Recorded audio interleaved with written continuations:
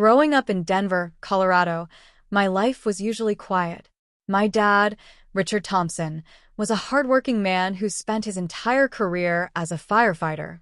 He was respected in the neighborhood for his bravery, his honesty, and his ability to fix just about anything around the house. I admired him deeply, and I always felt proud to be his daughter. But one thing about my dad stood out. He had 3 lifelong friends he trusted more than anyone in the world. They were practically like uncles to me, though they weren't related by blood. Their names were David Miller, John Carter, and Michael Reynolds. The 4 of them had known each other since high school, and they shared a bond that had only grown stronger over the years. Whenever they came around, laughter filled the house. My dad would tell stories of their teenage adventures, their camping trips, and even the times they got into trouble but managed to get out of it together. As a kid, I used to sit on the stairs and listen secretly, amazed at how close grown men could remain even decades later. But things started to change when my dad fell ill. A sudden shift in our lives. It began with fatigue. Dad, who used to jog every morning around Washington Park, suddenly found himself struggling to catch his breath after climbing the stairs.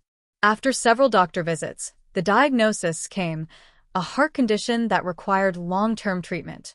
That news shook me. My mom had passed away years ago in a car accident, so it had just been Dad and me. The thought of him being sick terrified me.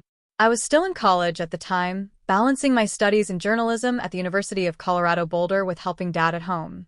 That's when his 3 friends stepped in. "Let us help Emma." I still remember the night clearly. Dad was sitting in the living room, pale and tired, when the doorbell rang. I opened it to see David, John, and Michael standing there, each carrying grocery bags.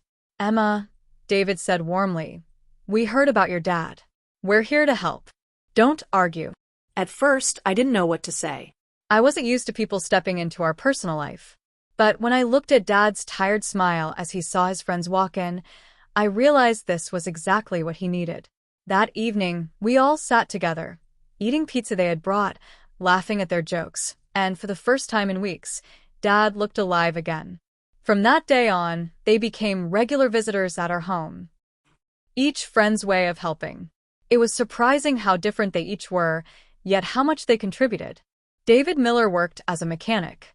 He had rough hands, a booming laugh, and a practical way of solving problems. He started coming by on weekends to check the house, fixing leaky faucets, repairing the old fence, and even tuning up my car when I couldn't afford to take it to a shop. John Carter was a school principal. He was calm, wise, and patient. He often sat with Dad, reading books or discussing history, something they both loved. But he also noticed my stress with college assignments and helped me with writing tips, making sure I stayed on track with my studies.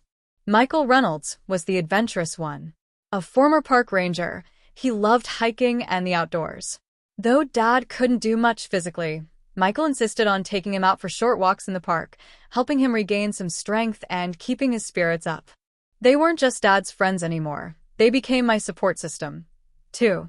Learning to accept help. At first, I resisted. I didn't like feeling dependent on anyone. I wanted to be strong for my dad. But one afternoon, after I snapped at John when he offered to drive me to campus, he sat me down. "Emma," he said gently, "your dad has been there for us more times than I can count. When David's house burned down, it was your father who helped him rebuild. When my marriage fell apart, your dad stayed by my side. And when Michael broke his leg hiking, your dad carried him half a mile to safety. Now it's our turn.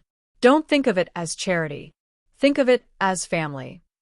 Those words hit me hard. From then on, I let them in, not just physically into our home, but into my life. Moments of joy. The months that followed were unexpectedly joyful, despite Dad's illness. We had backyard barbecues where David grilled his famous ribs. John organized trivia nights, where Dad always won with his random knowledge. Michael convinced me to try hiking trails near Boulder, reminding me that I needed fresh air, too.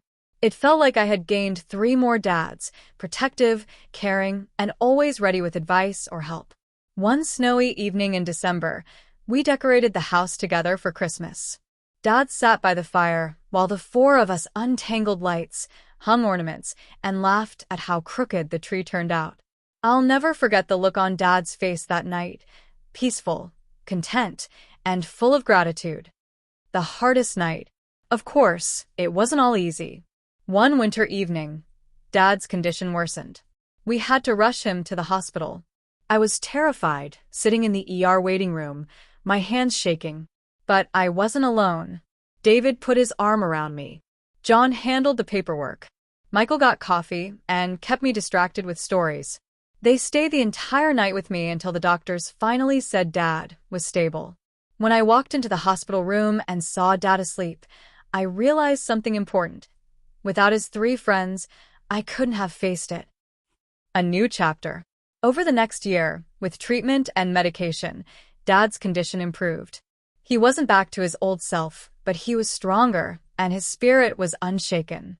One afternoon, sitting on the porch, he told me something I'll never forget. "Emma, I used to think I had 3 friends. But watching how they've taken care of you, how they've stood by us, I realize I have 4 children now, you being the first and them being the rest." We both laughed, but there was truth in his words. Looking back, now, years later, when I think about that period of my life, I don't just remember the fear and the hospital visits. I remember the warmth of friendship, the sound of laughter in our house, and the lesson I learned. Sometimes, letting people in doesn't make you weak. It makes you stronger. I let all 3 of Dad's friends in, and in return, they gave us love, support, and a sense of family that I will cherish forever.